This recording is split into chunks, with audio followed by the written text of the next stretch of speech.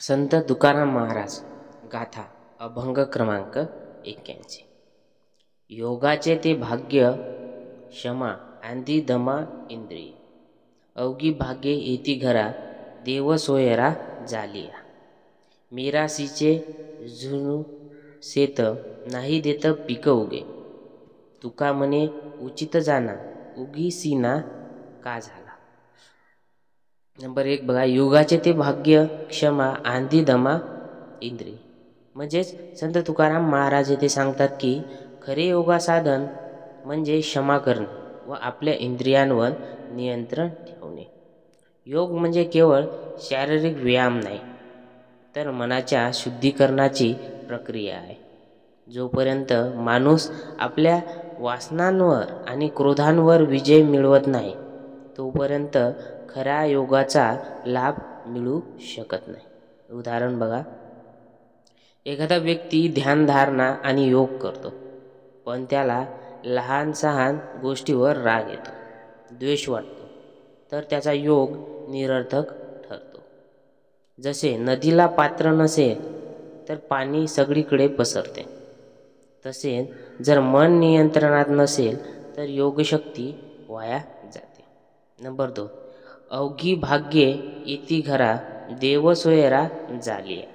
म्हणजेच संत तुकाराम महाराज सांगतात की जर आपण योग साधना केली, गंगेत स्नान आपल्या जीवनात चांगले विचार ठेवले, पूजा अर्चना तर देव आपला सोयरा म्हणजे नातेवाईक असते आणि संपूर्ण जीवन आनंदाने महत्त्व देण्यापेक्षा भाग्य हे बाहेरून येत कधीही चांगले आपल्या कृतीतून त्याच्यावरून समजून येते। जसे उदाहरण बघा, एखादा व्यक्ती गरीब रोज पण प्रामाणिक शेतकरी जातो, कष्टाने दुसऱ्याविषयी द्वेष मत्सर चांगले कर्म करतो बाळगतो, तर त्याच्या घरी सुख समृद्धी निरर्थक ठरते। त्याच्या चांगल्या कर्मामुळे काय नाही देवी करुणी ठेविले असे ते आपल्याला देवाची तेथे मिळते। म्हणजे भगवंताचे सर्व काही योग्य प्रकारे निर्माण केले, शेत नाही देत कशासाठी पाहिजे।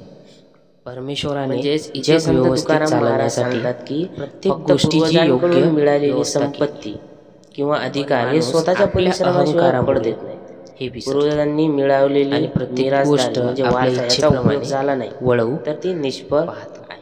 उदाहरण बघा, एका मोठ्या व्यावसायिकांच्या मुलाला खूप निसर्गात सूर्य चंद्र हवा मेहनत केली नाही, व्यवसाय कसा चालवायचा ते शिकले, सुंदर व्यवस्था व्यवसाय काही वर्षातच माणूस आपल्या स्वार्थासाठी उलट जो स्वतःच्या कष्टाने काहीतरी निर्माण करतो आणि त्याचे परिणाम खऱ्या अर्थाने भोगावे लागतात, म्हणजे त्याला त्याची जाणीव राहते। तुका म्हणे जेव्हा गेला उचित जाना तेव्हा आपोपर ओळ। म्हणजे तुकाराम महाराज म्हणजे संत तुकाराम महाराज सांगतात की जेव्हा अहंकार गोष्टीचे महत्त्व जाणणे हे अत्यंत आवश्यक आहे आणि आत्मज्ञान वादविवाद करणे आणि निष्कारणपणामुळे माणूस स्वतःलाच काही मोठा समजतो, उदाहरण इतरांना कमी। दोन मित्र शिक्षण घेण्याकडे जाण्याचा मार्ग सतत वाद घालण्यात नम्रतेने आणि वेळ घालवण्यात गुंततो। जो अहंकार सोडतो, एका मित्राने खऱ्या अर्थाने महत्त्व ओळखून अभ्यासाला प्राधान्य दिल्यावर चालू शकतो आणि तो यशस्वी झाला, बाकीचे नाही। काही लोकांना वाटते दुसऱ्याने वेळ वाया घालवली, सर्व